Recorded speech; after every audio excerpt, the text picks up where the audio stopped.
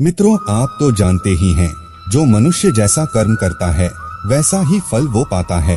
किंतु क्या आप जानते हैं, हम मनुष्य द्वारा किए गए कुछ कर्म ऐसे होते हैं जो मरने के बाद भी हमारा पीछा नहीं छोड़ते हैं, और ये कर्म ही हमारा अगला जन्म भी निर्धारित करते हैं। वैसे गरुड़ पुराण हमें इस संदर्भ में विस्तार से जानकारी प्रदान करता है, और आज हम आपको इसी पुराण से लिए गए 11 ऐसे कर्म बताएंगे जिनके आधार पर मनुष्य विभिन्न प्रकार के पशुओं की योनियां प्राप्त करता है। तो एक बार विस्तार से प्रकाश डालते हैं गरुड़ पुराण के 11 बिंदुओं पर। नंबर 1, मित्र से छल करने पर। मित्रों, इस संसार में मित्रता का रिश्ता बड़ा ही अनूठा होता है। कहते हैं, एक सच्चा मित्र समय आने पर मित्रता के लिए अपने प्राणों की आहुति भी दे सकता है। किंतु मित्रों, तब क्या हो जब कोई सच्चे मित्र को ही ठगने लगे। वैसे मित्रों, इस पुराण में ऐसे लोगों के संदर्भ में विस्तार से बताया गया है। इसमें कहा गया है कि जब कोई व्यक्ति अपने सच्चे मित्र से छल कपट करता है तो मरने के बाद उसे नर्क तो जाना ही पड़ेगा, साथ ही साथ उसका अगला जन्म पहाड़ों पर रहने वाले गिद्ध के रूप में होता है, जिसे मरे हुए पशुओं का सड़ा गला मांस खाकर जैसे तैसे अपना जीवन यापन करना पड़ता है। नंबर 2, धर्म का अपमान करने पर। मित्रों, इस संसार में कई ऐसे लोग हैं जो न केवल अपने धर्म का अपितु दूसरे धर्मों का भी समान भाव से आदर करते हैं। किंतु इसके ठीक विपरीत कुछ लोग ऐसे भी हैं जिन्हें दूसरे धर्मों से तो बैर होता ही है, अपितु वे अपने धर्म को भी हेय दृष्टि से देखते हैं। ऐसे लोग सदैव ही पुराणों में लिखी गई बातों पर अविश्वास व्यक्त कर अपनी अल्प बुद्धि का परिचय देते हैं। इन लोगों के संदर्भ में गरुड़ पुराण कहता है कि मरने के बाद इन्हें नर्क तो मिलेगा ही, साथ ही साथ इनका अगला जन्म स्वान के रूप में होगा। फिर ये स्वान अपने स्वभाव के कारण गली गली में भोगते रहेंगे, परंतु वहाँ पर ना ही कोई इनकी सुनेगा और ना ही कोई इनकी बातों पर किसी प्रकार की प्रतिक्रिया व्यक्त करेगा। फिर कहीं जाकर इन्हें अपनी भूल का आभास होगा और तब कहीं जाकर ये स्वान की योनि से मुक्त होंगे। नंबर 3, अपनों का अनादर करने पर। मित्रों, इस संसार में किसी भी मनुष्य का जीवन बिना परिजनों की सहायता के संभव नहीं है, और इसमें माता पिता और गुरु की तो बात ही नहीं की जा सकती है, क्योंकि आपको तो पता ही है कि किसी मनुष्य को शिखर पर पहुंचाने का कार्य केवल गुरु ही कर सकता है। किंतु मित्रों, जो कोई मनुष्य यदि ऐसे लोगों की अवहेलना करता है अथवा अपने गुरु तथा अन्य लोगों के साथ बुरा व्यवहार करता है, वह मृत्यु उपरांत पुनः जन्म तो लेता है, परंतु कई बार प्रयास करने के बाद भी कभी गर्भ से बाहर नहीं आ पाता है, अपितु गर्भ में ही उसकी मृत्यु हो जाती है। नंबर 4, ज्ञान को ना बांटने वाला। मित्रों, आप तो जानते ही हैं, हमारी सनातन संस्कृति में ब्राह्मणों का कितना अधिक महत्व है।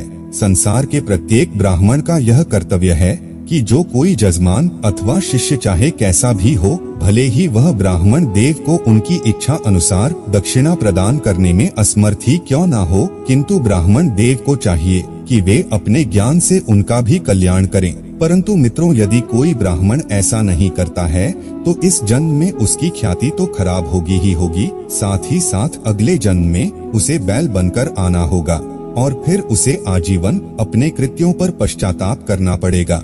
नंबर 5, चालाकी करने वाला।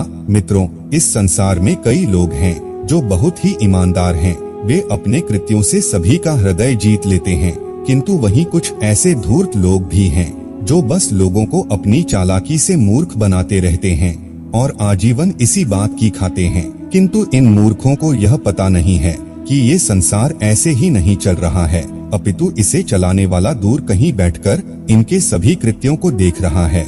भले ही उसके घर देर है, परंतु अंधेर तो बिल्कुल नहीं है। ऐसे लोगों के संदर्भ में गरुड़ पुराण में बताया गया है कि यह लोग अगले जन्म में उल्लू बनते हैं और फिर जीवन भर तक अपनी थोड़ी सी चालाकी के लिए पश्चाताप करते रहते हैं। नंबर 6, अपमान करने वाली स्त्री। मित्रों, जिस प्रकार से सभी पुत्रों का कर्तव्य है कि वे अपने माता पिता की सेवा करते हुए अपने दाम्पत्य जीवन का निर्वाह करें, ठीक उसी प्रकार से एक आदर्श बहू का भी यही कर्तव्य होता है। किंतु मित्रों, इन सब के ठीक विपरीत जो स्त्रियां अपने सास ससुर को अपशब्द कहती हैं या उनकी सेवा नहीं करती हैं और कभी भी घर में कलह शुरू कर देती हैं, उन्हें अगले जन्म में रक्त पीने वाली जूं अथवा जोंक के रूप में धरती पर आना पड़ता है। नंबर 7, अनाज के घोटाले करने वाले। मित्रों, हमारे सनातन धर्म में अन्न दान को सबसे बड़ा दान माना जाता है। जो कोई व्यक्ति इस दान को करता है वह न केवल जीते जी अपितु मृत्यु उपरांत भी स्वर्ग और सम्मान पाता है। इसी वजह से लोग प्रतिभोज और भंडारों का आयोजन करते हैं। किंतु वहीं कुछ लोग ऐसे भी हैं जो अनाज और खाने पीने की चीजों की चोरी अथवा घोटालेबाजी करते हैं। ऐसे लोगों के संदर्भ में गरुड़ पुराण कहता है कि मरने के बाद इन लोगों का अगला जन्म छछूंदर अथवा चूहे के रूप में होगा और फिर ये अनाज के दाने दाने के लिए तरसेंगे। नंबर 8, गाली देने वाले। मित्रों, आप तो जानते ही हैं, मनुष्य के कंठ में माँ सरस्वती का वास होता है, इसीलिए वाणी का बहुत ही अधिक महत्व है। शास्त्रों में बताया गया है, मनुष्य को कभी भी ऐसे शब्द नहीं बोलने चाहिए जो दूसरों की भावनाओं को आहत करें। किंतु फिर भी मित्रों, कई लोग अपशब्द कहने से बाज नहीं आते हैं और छोटी छोटी सी बात पर अन्य लोगों को गाली गलौज करना शुरू कर देते हैं। हालांकि कई बार इन्हें हाथों हाथ जवाब भी मिल जाता है, परंतु इनकी अक्ल तो तब ठिकाने आती है जब अगले जन्म में बकरे के रूप में धरती पर आते हैं और फिर किसी कसाई के हत्थे चढ़ते हैं। नंबर 9, वासनायुक्त दृष्टि वाले। मित्रों, संसार में कई पुरुष ऐसे हैं जो स्त्रियों को बड़े ही सम्मान की दृष्टि से देखते हैं। उनके मन में स्त्रियों के प्रति किसी प्रकार का विकार या दुर्भावना नहीं होती है। जबकि वहीं कुछ लोग ऐसे भी हैं जो संसार की प्रत्येक स्त्री को बुरी नीयत से देखते हैं। उनके मन में हर समय बस काम भाव ही चलता रहता है। किंतु इन मूर्खों को यह पता नहीं है कि भले ही इनकी वासना के बारे में किसी को पता चले ना चले, भले ही इनके कृत्यों के बारे में कोई जान ना सके, परंतु ऊपर वाला इन्हें देख रहा है और समय आने पर वो इनका न्याय जरूर करेगा। ऐसे लोगों के संबंध में गरुड़ पुराण कहता है कि मरने के बाद इन लोगों को गधे की योनि में जन्म लेना पड़ता है और तब मित्रों, यह गधे चाहकर भी किसी स्त्री पर वासना युक्त दृष्टि नहीं डाल पाते हैं। नंबर 10, व्याभिचार करने वाली स्त्री। मित्रों, आपने देखा होगा, संसार की ज्यादातर स्त्रियां पतिव्रता होती है।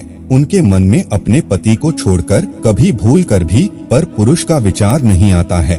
किंतु मित्रों, संसार की सभी स्त्रियां समान नहीं होती हैं। बहुत सी स्त्रियां स्वभाव से व्यभिचारिणी होती हैं। ऐसी स्त्रियां व्यहु उत्तर संबंध बनाने में रुचि लेती हैं। वैसे इनके ऐसे कृत्यों के कारण कई बार इन्हें समाज में अपमानित भी होना पड़ता है, परंतु इनके अक्ल तो तब ठिकाने आती है जब अगले जन्म में इन्हें छिपकली अथवा चमगादड़ के रूप में धरती पर आना पड़ता है। नंबर 11, आत्महत्या करने वाले। मित्रों, हमारे शास्त्रों में बताया गया है कि मनुष्य का जीवन हमें बहुत ही कठिनाई से मिलता है, किंतु फिर भी मित्रों, हम में से ही कुछ अज्ञानी लोग व्यर्थ ही सांसारिक बातों में उलझकर घबरा जाते हैं और परमात्मा द्वारा प्रदत्त जीवन की इस अमूल्य भेंट को व्यर्थ ही गंवा देते हैं। ऐसे लोगों के संदर्भ में गरुड़ पुराण कहता है कि अगले जन्म में इन्हें सर्प बनकर पुनः धरती पर आकर अपनी भूल सुधारनी पड़ेगी, तब कहीं जाकर ये परमात्मा द्वारा प्रदत्त इस मनुष्य जीवन के उत्कृष्ट परिभाषा को समझ पाएंगे। तो मित्रों, यह थी वह योनियां जो मनुष्य को कर्मों के अनुसार मिलती है। इसीलिए कहा जाता है, यदि जीवन में आए हो तो कुछ अच्छे कर्म करो ताकि मरने के बाद उत्तम लोकों की प्राप्ति हो सके। इसी के साथ हमारी यह जानकारी भी यहीं समाप्त हुई। आशा करते हैं आपको यह जरूर अच्छी लगी होगी।